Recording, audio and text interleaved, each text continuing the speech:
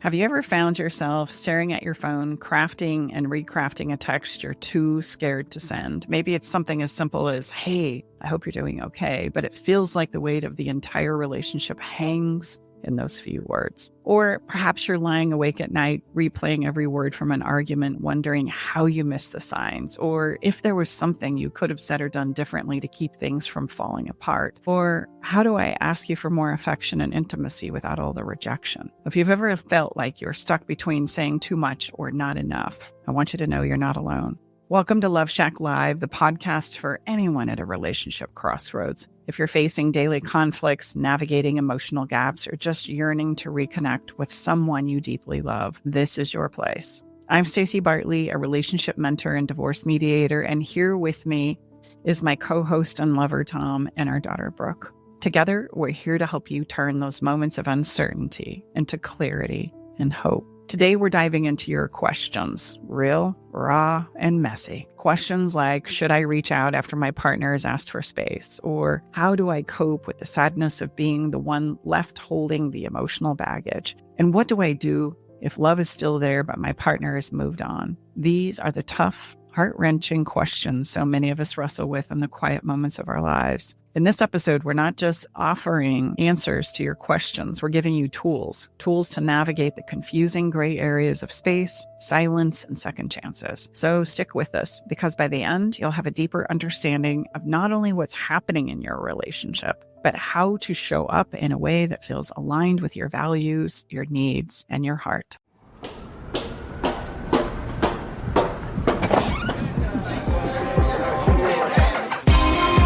Hey, thank you for coming.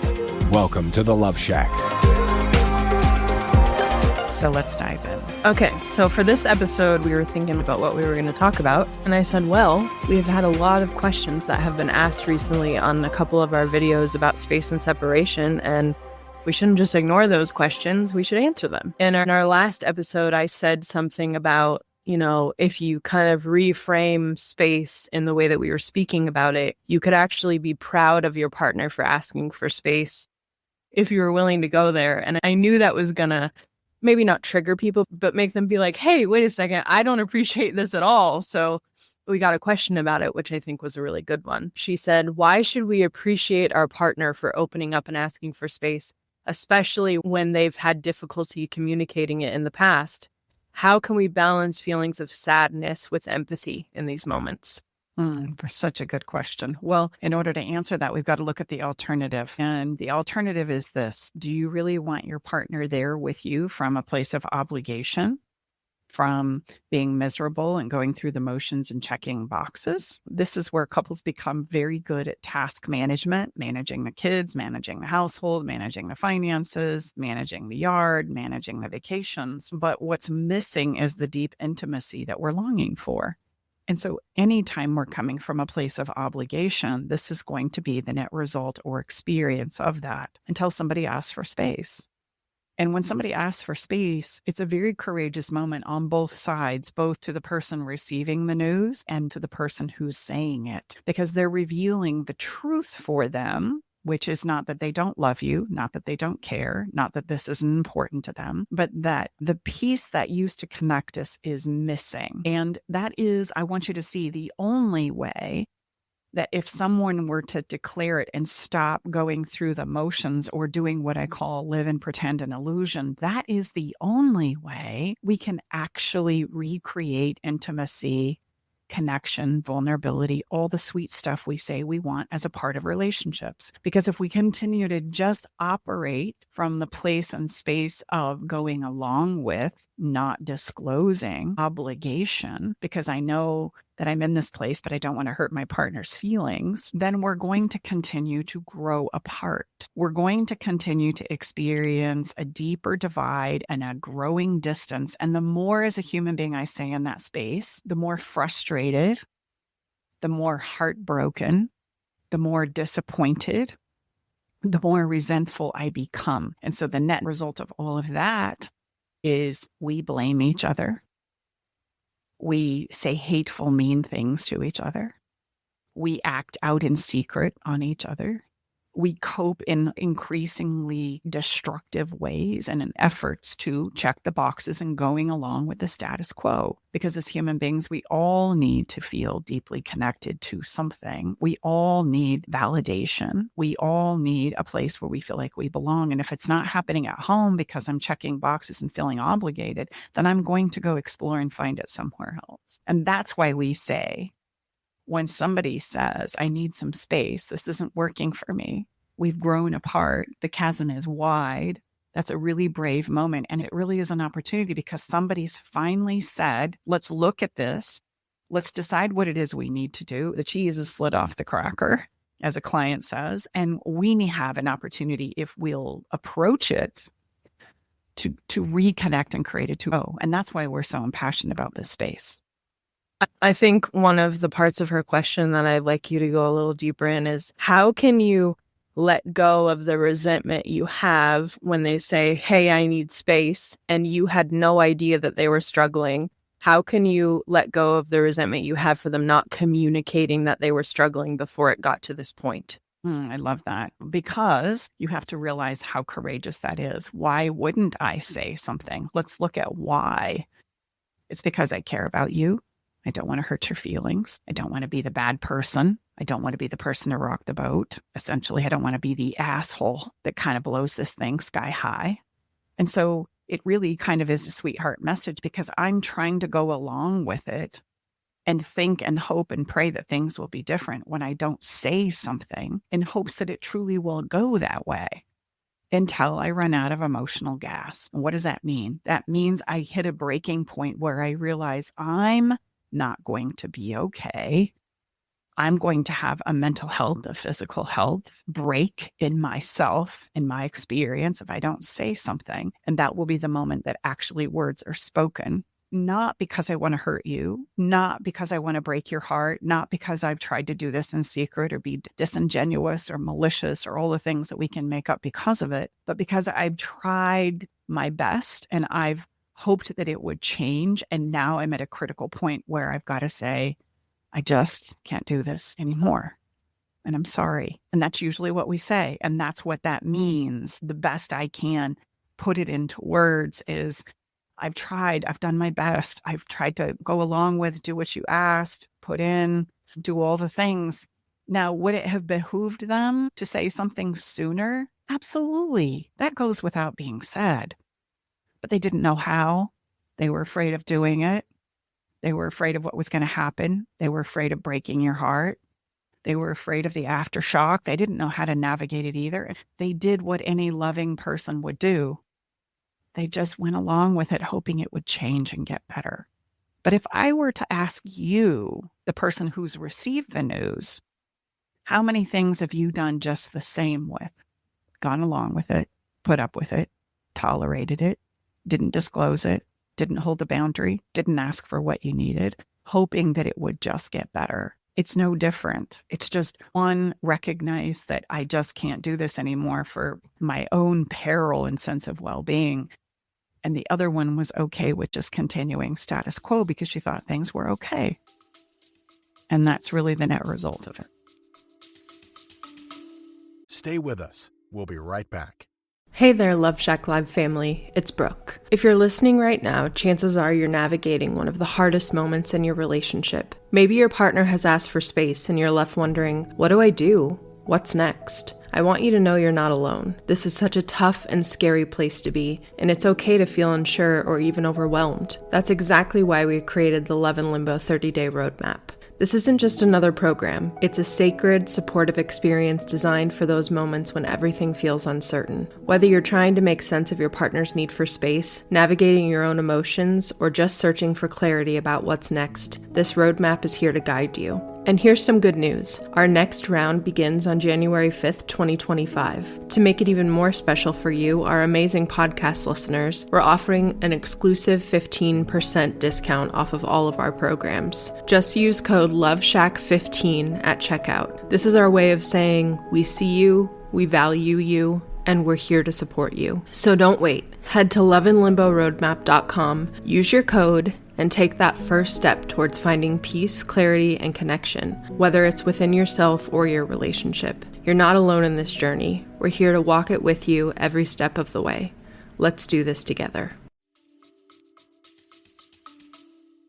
So I'm sure there's a listener or two or three or four that, look, I heard what you said, Stacy, but damn, it seems like, he or she could have maybe shared a little sooner, because this has just blown our entire life apart. So not to be redundant or ask you to state what you just stated again, but because we hear this from people that are going through our roadmap, and I get it. It's like, how could this come out of nowhere? There were signs along the way that we both. So I'm going to just take this a step further and ask you, listener, regardless of what end of the conversation you're on here, take a big breath and just answer this simple question for yourself. Where are places and spaces where you yourself haven't been able to speak up? Because when you ask yourself that question, it's going to give you the answer to why it is your partner didn't speak up faster. And we all have places and spaces like that, whether that's with our children, our boss, our parents, our friends, siblings. We all have a heck of a time with this. And there are all places and spaces where we feel uncomfortable. And I want you to look at the reason why you don't speak up. And you know what's precious in the human condition is more times than not, you're going to find that it's because I don't want to upset them. I don't want to hurt their feelings. I don't want them to struggle. I don't want them to be unhappy. I don't want to make it more difficult for them. So it comes from a really sweetheart place. And so I justify my own needs or how I'm perceiving it to just let it go, because that's the kindest gift I give. But as we do that, we also don't understand that that becomes a burden I carry. That part we underestimate grossly, that there is a price that I carry it. And if it happens again and again, and it continues to be a repetitive thing, and every time I'm called to carry it, it gets a little heavier. I just want you to see emotionally, that's how we run out of gas. Yeah, it gets so heavy that you literally can't get out of bed in the morning, Correct. That's correct. And all the while, I continue to not address it because I don't want to hurt your feelings. I don't want to be unkind. I don't want to disappoint you. I don't want to be a burden. I don't want to make it more difficult. I want to say it, but I don't know what to do after. Like, I don't know how to navigate this. I don't know what to do. So maybe I'm doing a kind thing, at least perceivably, for the two of us. And so that's why we want to be more empathetic, because we can all relate to places and spaces when we stop and think about places where I don't speak up, spaces where I roll over. And I want you to think about the reasons of why, and then that will help you understand what your partner is going through and why it took so long for them to finally say something, much to your devastation. Yes, it can feel like a betrayal, like they were being disingenuous or withholding information. But that really isn't the truth. They were trying to actually hope that things would get better. They were actually trying to be kind and give it a space and a moment and not be a problem. So they just didn't say anything. And we all could relate to that. I'm just going to add a little bit deeper onto this. You have to be very honest with yourself in this situation. When you're pondering the reasons why your partner took too long, or you're just confused in the mess of being left with your partner's request for space, a question you can ask yourself is, was I a safe person for my partner to say this to? Like, think about it. If you collapsed at the smallest of criticisms in the past, which I did in many of my relationships, I was not a safe person for my partner to share if they were struggling, because I collapsed and became inconsolable and said, "You're leaving me. What can I do?" Just became instantly desperate because I was anxious. I'm not blaming you if this is how you've been. I'm pointing it out so that you can see it would have been impossible for your partner to say this before they knew with 100% certainty that there was no other option, because they didn't want to do that to you, and they didn't want you to be despondent and desperate, because they didn't even know how to handle their own emotions. So then how could they then pick you off the floor? It's a thing that happens a lot in relationships, and we just think, okay, to avoid that, I just need to hold everything in. So it's just, Mom too just said this, but it's also giving you a little bit more self-reflection. Okay, well, I can see I wasn't a safe place for my partner to bring these things to me. And that's not to say that you're a bad person. It's to say that you don't have the skills that you need to be that person. So you're just missing some skills, but that also added to the lack of safety between the two of you to have the hard conversations that needed to be had before it got to this point. Well, we can flip it the other direction just to give you some examples. If I love to be in control and every time somebody says something I don't like and I rip their face off, well, you're not a safe person. And the reason why you're not a safe person is not because you're a bad person, like Brooke just said, but because you don't have skills to regulate. And this is why in our work, every single beginning of a new journey begins with you getting in touch with yourself. Like, this is imperative. There is no way we can create better if I don't learn what I need to know to understand about myself and how to ask for what I need, emotionally regulate myself, be able to navigate through difficulties, because I'll always be in a place where I'm reactive. Either rip your face off or collapse into a puddle of tears, an inconsolable puddle of tears. And I want you to see both of those make a very unsafe person to actually say, this is really difficult for me. I'm not doing well. We need some things to change. How in the world will we ever have those conversations? How will we ever be brave enough to have those conversations if we don't have a safe place to dance with it without taking it personal, get defensive, rip somebody's face off? And you might go, Stace, Brooke, Tom, okay, I hear what you're saying, but nobody has the ability to do that. And I would say, not true. There's not a lot of demonstrations of them. But if we learn the principles and skills, what we're talking about is absolutely 100% possible. All the time, perfectly? No, absolutely not. We're messy. We're mess-making machines, but at least I've got some skills to reach for so that I can build some self-esteem and confidence in navigating through it. And the more I do it, the better I get at it. So yes, you'll still have challenges and problems that come up, but when they do, you'll be able to move through them faster and more efficiently. You'll be able to get back to what we call the good stuff quicker because you have them, instead of everybody doing that thing that they do where we sit on it for as long as possible because we're not a safe person to have the conversation with at all. It finally comes out in the heat of the moment because I finally can't take it anymore. I'm losing my shit. I take it out on you. We have a big blowout. And then the whole cycle repeats. It's like a rinse and repeat until we just can't do it anymore. Not because I don't love you, but because I run out of emotional capacity to do it, to carry it, to deal with it.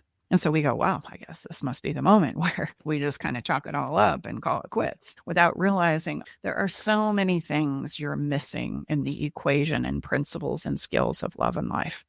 So many things that you're negating and that you just simply don't understand. It doesn't mean there's something wrong with you. It just means we don't roll up our sleeves and learn about love and relationships unless we take a pause and jump into it.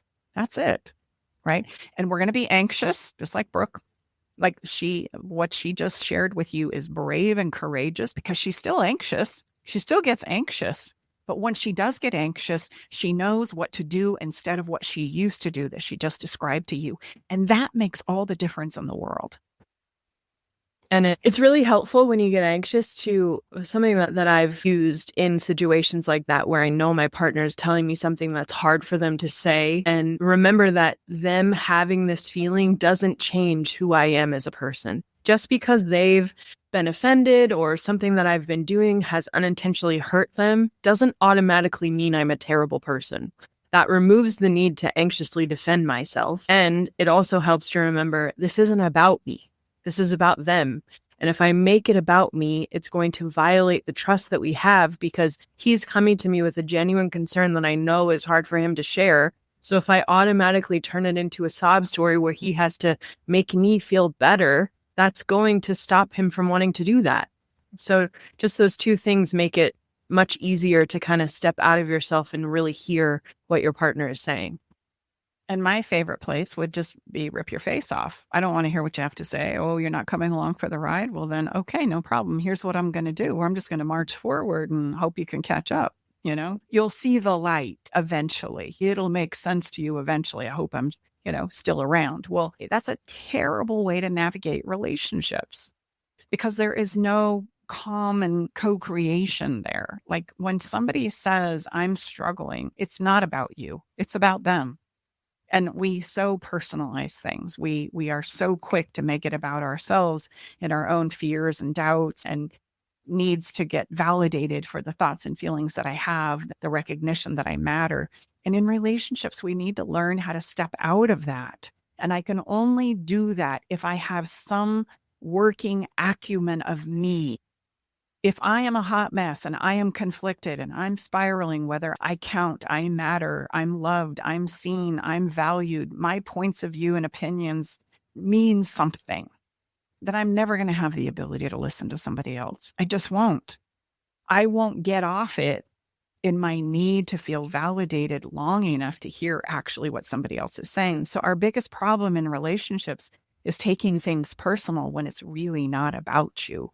It's about you being able to listen and hear your partner and what they're struggling with and not feel as though you should have known or should have been there to fix it, that you're responsible for it, that it's your job to correct it or know what they need. Like all of those are great examples of personalizing something. And yet that's exactly what we do. And so you see the emotional exhaustion, literally, that happens when we are trying desperately to get our validation because we can't and don't know how to give it to ourselves. And we feel responsible for the emotional experiences and behaviors of our partner, and that there's something you can do to affect that difference. You're never going to make it because you are not responsible for those things. You won't understand those things. They're not happening inside of you. There's no way you're going to be able to remedy them and fix them. And if I can't translate my own experience into a language that first I can understand so we can even have a conversation about it, do you start to see how we're so dead in the water? It's going to be a process of I act out, you act out, I act out, you act out. The whole thing escalates. And yes, eventually space and separation is going to be the net result of that. That is good news, because that is when we come to the table and we start to learn all the things that we've been talking about now for more than 20 minutes. It's time for question number 2. That was a good question, though. I just want the person to know who sent it in. It was a very deep question, but I think a lot of people are going to benefit from you having the courage to ask it. Our next question is it okay for me to send a message like, hey, I hope you had a good week and have fun this weekend? It's about 5 days after my partner asked for space. And how do I know if it's appropriate to reach out? If there's no agreements around it, it's always appropriate to reach out when you feel inspired to. I want you to think about this. It's not so much about what we do, it's about why we do it. So if you're being honest with yourself, are you reaching out because you genuinely want them to know that you're thinking about them? Or are you secretly hoping they'll respond? Now, the reason why that's a big deal is because if it's the latter, if you're actually reaching out hoping that they will respond to essentially assure your own fears and anxieties, well, then you're setting yourself up for more fear and anxiety, because the instant you hit send, you're going to be on the clock waiting for their response, which is going to make you anxious and insecure all day long. You're going to be sitting there waiting. And then you're going to start making up stories about not only did they not respond, but how long did it take them to respond? And then when they did respond, what did they say? And then I'm going to take that message and I'm going to spin it into a whole host of things that it has meaning making about it within me. And so this is why it's a nightmare for you. Break that thing down like a forensic crime scene. It's a nightmare for you to even send the message from that place in space. If you're sending it from that place, don't send it. Just don't send it, because it's going to turn into a nightmare for you. It's going to heighten your fears, your insecurity, your fact that you're feeling like you don't matter or exist or count at all. And it would be better for you to use that energy in doing something to reconnect with yourself. If you are genuinely in a place where you're saying, hey, I'm thinking about you today, I hope you have a great week, and there are no attachments to it whatsoever, whether they respond or they don't respond, you just want them to know that you're thinking about it, then send the message. Hit send. It's all about why you're doing emotionally what you're doing. What's the driver behind it? Obviously, unless there's been an agreement in place that Correct. You're not going to be in contact, but maybe just once a week or whatever, you want to honor that agreement. Agree. More times than not, though, people don't have agreements in regards to space and separation. But I'm glad that you brought that up, because in our work, that's imperative. Like, you have to have a parameter to create success and build trust and forward movement. But most of us don't even think about those things. So most couples don't have any agreements. And so we get spinning in this space. Hence the question, should I? I don't know. We're in a place of space. Well, then you've got to look at the emotional driver. Why are you doing what you're doing? You don't need more insecurity. You don't need more self-doubt. You don't need more self-deprecation. And another reason to like personalize something, you need to be able to send it because you genuinely just want them to know that you're thinking about it. And then you need to go back to your day, go back to your life. And if they respond, they respond. And if they don't, they don't. And you're going to be okay. If you don't have it to risk, don't send the message. This is really a good opportunity to be very integral with yourself. Integrity starts with us individually first. Well, this is a huge part of the work that we do, because a lot of people might go, wait a minute, I didn't even know to check in with myself. I know, that's the point. We've got to get in touch with where I'm at, what I have the ability to give, and what it is I can risk with someone else. And a lot of us don't spend any time considering such things. Again, I'm going to say this just because I feel like it's really important to our listeners out there. It's not what you do that matters so much. It's why you're doing what you do that's going to backfire or give you life. And most of us don't take the time or even consider emotionally why I'm doing what I'm doing. The driver is everything and can tell you so much about why it works and why it doesn't. The next one is, I feel like we've talked about some of it in the first question. My partner and I separated because I wasn't able to communicate effectively. I think we've talked a lot about that part. She's now moved on to a new relationship, but I still love her. How should I approach this situation? And how do I kind of get over that when I'm still so in love with her, but she's moved on and with another person? There's a couple of things that I would just invite you to look at. It's awesome that you love her. And you know what? You probably will for the rest of your life. And there have been several people in my life that I love deeply, but for one reason or another, either because of where I was in my own journey of life or where they were in their own journey of life, the net result of that was not a co-creation or a sharing of life together.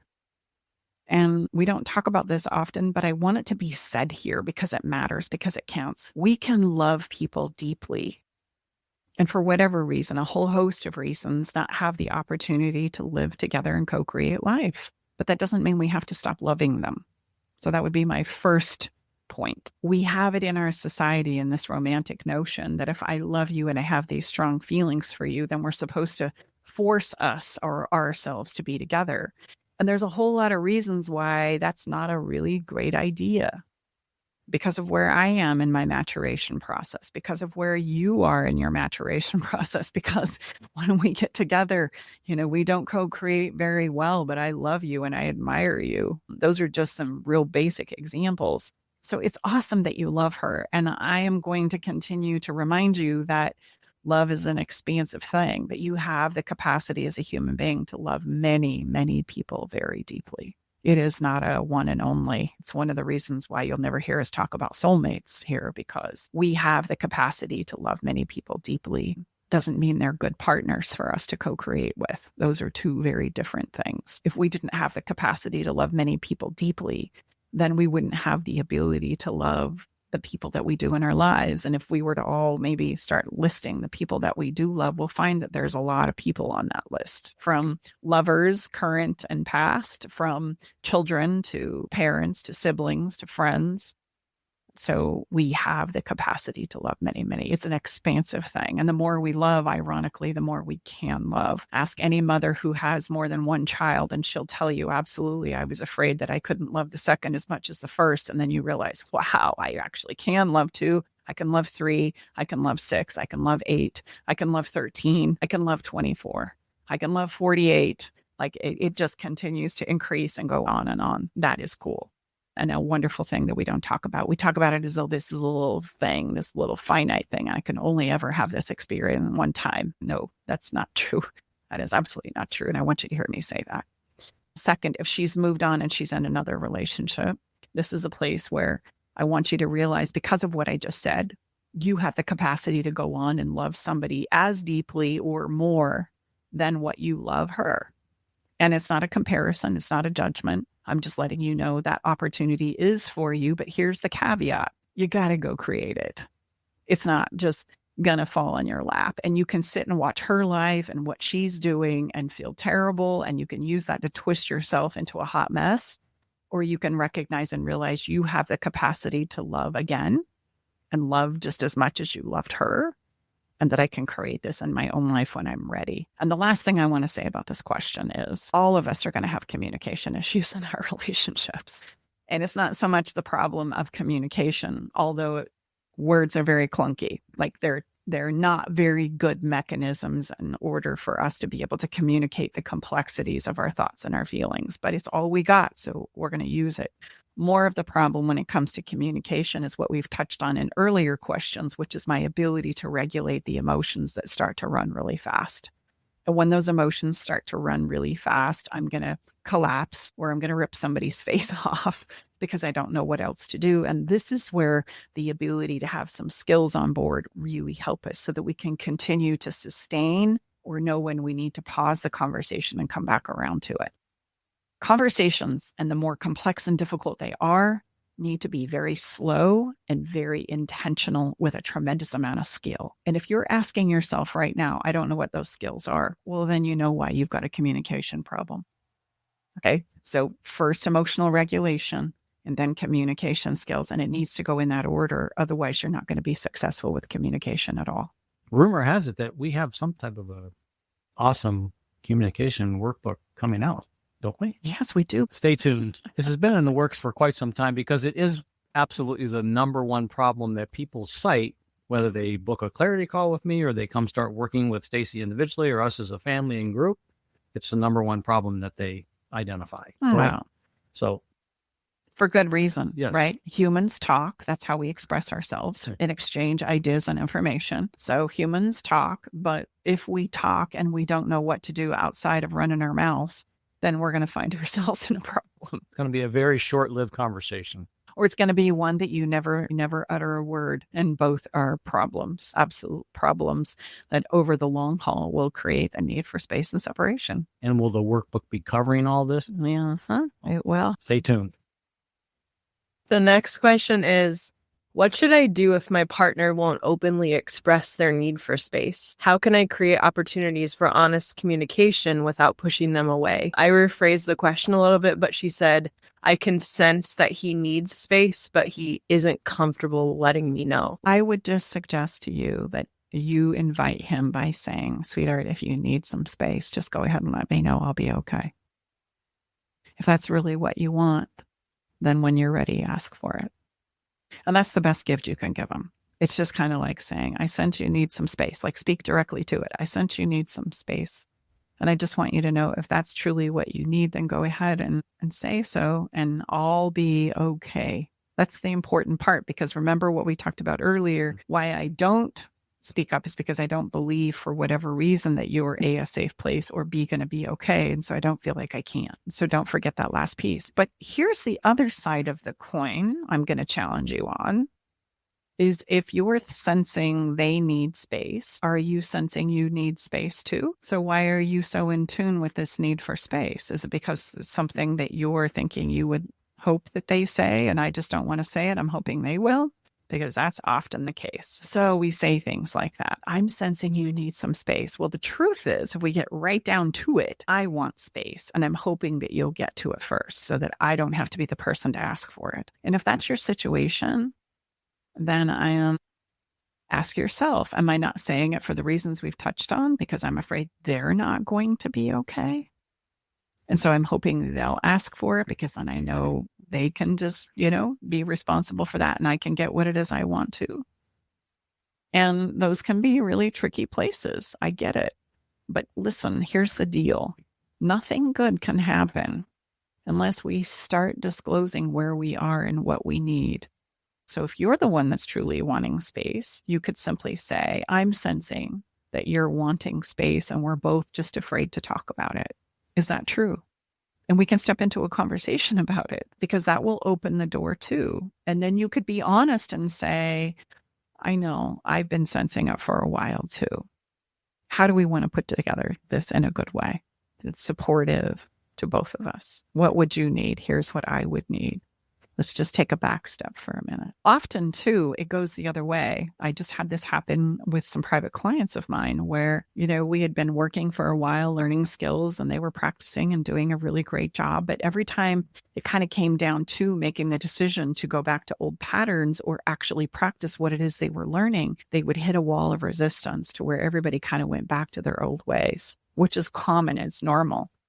So the last time they were in my office, I said, look, here's the deal. We either need to start going in a new direction or we need to just call it. And they were shocked. And here's why I did that. Not because I don't want their relationship to work, quite the contrary, but because sometimes to push through resistance, we have to have an honest conversation. And the wife finally confessed, I've wanted to be done for a while or just take a back step. And I haven't known how to say it because I don't feel like my partner's going to be okay. And I says, okay, well, here's the deal. We're going to separate. And oh my gosh, did the energy in the room change? We're going to call it. I'm going to make the call right now. I'm going to call it. And then the whole conversation was them now fighting for it. And that was exactly what I was hoping for. And I said, here's the deal. Go sit with it and then we're going to decide what our next steps are for 24 hours. Because sometimes we get so caught in our old patterns that we have this wall of resistance in regards to, well, I shouldn't need to do this. You do this. We get caught in this push-pull and this personalization that we've been talking about without realizing we forget at the end of the day, for God's sakes, we either go in a better direction or this thing is going to blow to high hell. So let's blow it up then. If this is what you're going to do and this is how you're going to show up and you're not going to do what it is you need to be doing, let's blow it up and just save everybody the pain. And then all of a sudden they were fighting for it because I remembered that I care. I remember that I love you. I remember that I want this. And I'm just really struggling with myself. It's not the person you're staring back with that's the problem, really. It's the person that lives within you that has probably been ignored, neglected, allowed to act out as a monster that is your greatest challenge. And so sometimes we need to remember what's important and what it is I'm really trying to create here. And then we can open up doors for better, more honest conversations so we can stop living in pretend and illusion. And that's why it's important that if you're truly the one that's wanting space and you're just hoping your partner will actually say so, it would be better for you to open up the conversation so that we can actually do something in a more positive direction that will be life-giving to both of you. And to be fair, oftentimes that takes someone like Stacy or an outside person that can bring some permission and safety into a situation it's not there right now. It's nobody's fault, but that those foundations have been breached. And so we don't have that capability to do that right now. It's no different than if we get a coach in any of our life, right? I mean, it's just sometimes it's not possible for us to be able to create that on our own. You wouldn't know where to even look or how to approach it. And that's okay. We don't study relationships as much as like even driving a car. So how would you? It's not anybody's fault. You just don't know what you don't know, and that's okay. This isn't really a question, but it was one comment that I came across that I wanted to share because it shows how when you can understand the meanings behind space and like the drivers and what drives a person to ask for space, this is kind of what happens. So he says, I wish I knew this whole thing about a month ago. I would have slapped myself in the face and said, look, the tighter you hold on to her, the more she will slip. Let her breathe a bit and everything will be okay. So Very true. wise. So true. But in our desperation to get our comfort from our partners, we cling tighter, we pursue more. And that's the emotional driver we were talking about earlier. The reality is the person that you love can't give you anything more than you can give yourself. And if I don't know how to give that to myself, then that's where I need to start. That's where I need to begin so that I can give that. If I can't give it, I won't be able to listen. I'm not going to show up so well. I'm going to act out. I'm going to personalize things. I'm not going to be a safe person. Those are all things that we've touched on today. And that's going to have far greater impact than what your partner is doing in all of your relationships, not just this one. It just happens to be that it's being highlighted here and now. And the really great news is there's not a person on the planet who can't learn how to manage all of the things that we've talked about and touched on today. Like there's nothing wrong with you. You're not broken. You don't need a diagnosis. You need skills. You need to understand the principles that govern the emotional experiences of life, because after all, our relationships are the most emotional experience you're ever going to have in your journey of life being on this planet. And choices in those emotional places and spaces have consequences. And we're playing with things that we just simply don't understand. And that's okay. But now you have a place where you can come and understand them and learn them, practice them, know them, and build a mastery and a confidence in them so that you don't have to feel helpless, worthless, insignificant anymore. As a result, it will improve your conversations, your ability to listen, your ability to navigate through difficult times and situations and moments. It will change your life. Last question. How should I handle the situation with my children, ages 11 and 13, while I'm navigating separation? Should I be honest with them about my sadness? I think her 11-year-old is very perceptive to her feelings. Or is it better to shield them from my emotions to avoid having them worry? I would say do a combo. And here's what I mean by that. Our children need to know that sadness is a part of the deal, that it's okay to be sad, and that I feel sad, you're going to feel sad, and that's normal, and that sad things happen. What they also want to know is that it's going to be okay, that we can get through sadness. This isn't going to be the end of the road. And you know, what's so wonderful about this question is that as you reassure your children, you're actually reassuring yourself. I can't tell you how many times my children played a pivotal role in some very difficult, dark times in my life because I wanted them to know that there was hope. I would tell them there was hope when I didn't know how I was going to amass it. But, you know, I could even look back beyond that in being a child of losing a father at a very young age, at the age of 7, and my mom being left to raise 5 children, and she didn't know how she was going to do it. Let's be honest. As parents, we don't know how we're going to accomplish a lot of the things that then end up playing out. And she would show us her sadness, but she would also reassure us that it's going to be okay. We're going to be happy. We're going to figure this out. And I think that's the gift that you give to your children, that having these strong emotions is human of us, and that it's sad and we're going through a difficult time. Like, speak to it so they don't feel like they're crazy. Don't try and convince them it's not hard or difficult. Tell them and share with them it is difficult. And I get it. I'm having difficulty. Are you too? Let's have a share about it. We're going to figure this out together. I don't have all the answers, but together I know we're going to be okay, because that's what they need. That's what they need in order to have hope. And that's what you need to say in order to remember that there's always hope and possibility for a new day yourself. So I would encourage that kind of a conversation. I hope that helps you. All right. Thank you so much to everyone who asked a question and had the courage to put their thoughts and feelings on TikTok or Instagram or in our comments or in our texts. We couldn't thank you more for having the courage and asking the question, because it's not just you who has these questions. It's thousands of people who are wondering these things, and your gift of asking them is going to help a lot of people feel better too.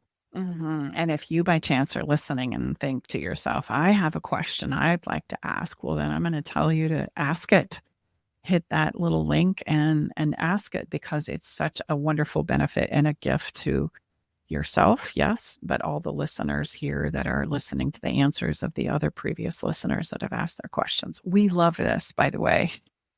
So if you ask us a question, I promise we'll answer it. Also, if you haven't already, I would encourage you to get our free separation survival kit for additional support in this conversation space. And you can do that by hitting the link in the show notes. Also, if you're feeling like you really know that you need to have a place of reconnecting with yourself, we've touched on it a few times in the questions, and I'm hoping that it's starting to make sense for you as to why it is we need to get into a place where I can translate my thoughts and feelings and know where I'm at and what my emotional drivers are from a place of understanding myself. It is the place where relationships are created and actually regenerated. And so if I don't have a working place in this space within myself, it's really difficult to navigate anywhere. We'll continue to just act out and create more of the same things that we've always experienced. And so if that's you, then I want you to know that we also have a self-paced 30-day roadmap available for you right now. And you can check out all the details about that program where we literally give you what it is you need for you to develop some of the things that we've talked about on this episode today. And just go to the sales page and check it out. You're going to know if it's right for you, because it is a great place to begin understanding yourself and relationships and how these principles and skills that we consistently talk about stack on themselves. And it really does begin with you, because you are at the center and the heart of it all. And it depends on you knowing yourself and being able to advocate, speak up, talk about, share, right? And pause and listen. That's going to make all the difference in your relationship journey. And then it becomes a focus on you mastering who you have the capacity to be and letting go of feeling like you've got to save, teach, preach, encourage, enroll, fix, diagnose, label your partner. You're putting your energy where it really can be leveraged and have an incredible return on your investment of effort. It's right here with you. So you can check all the details out in the summary. You can also go to staceybartley.com and check out the self-paced 30-day roadmap. It's in the programs tab on our homepage. A little bit of follow the fun today is, I didn't know that this is going to fit so appropriately, but it does. I want you to know that as human beings, we are here to live life out loud, that you have a voice for a reason, and that your voice counts. How you think and feel counts. It matters. And how often it is that we negate that voice, or we hold on to that voice and then lash out because I haven't been using my voice for a really long time. If we understand that we are here to live out loud, much like a hummingbird singing in the trees, doesn't really care who's listening or not listening, that I sing because I have the capacity and the ability to sing, I'm going to invite you sometime today to sing, hum, talk to yourself, hear your voice, feel its sound in your body, and feel the vibration of you, because that's the closest thing we have of being able to connect with your voice. So use it. Get familiar with what it sounds like, feels like, vibrates like, because it matters. You know why it matters? Because you matter. And you can get in touch deeper with yourself if you'll simply hear the sound of your own voice and commit to living this week a little out loud. Our song today is Kim. He has a song, Say. Since we're talking about using your voice, getting in touch with your voice, understanding your voice, this song is exceptionally appropriate. It's important that we say what we need to say. It's important that you say what you need to say, and not from a place where you say what you feel like is acceptable, but say the truth of what it is you're really thinking and feeling. It might be true for just this moment. It's not the holy grail of all truth forever and all times. But if it's true in this moment, it's true for you to at least allow it and acknowledge it, knowing that you can change your mind tomorrow. It's totally okay. Emotions do that. So you can check that song out on our Spotify playlist. And you can also check it out by going to our website at staceybartley.com. Thank you so much for spending some of your time with us today. We so treasure you listening and sharing our podcast. It means the world to us. And we also love knowing that this podcast makes a difference in your life and the lives of those people that you love. So thank you so much for letting us know that, and send you off with a big, huge hug, and look forward to being back here with you next time. Bye-bye. All right, it's time to leave the Love Shack. But before we part ways, we want you to know our door is always open, and we'll leave the porch light on, ready to welcome you back whenever you need a dose of relationship wisdom. For more resources and tools, visit us at loveshacklive.com to dive deeper into the topics we've explored and find additional support for your relationship journey. Stay connected by subscribing to our podcast. Thank you for being part of our Love Shack Live community.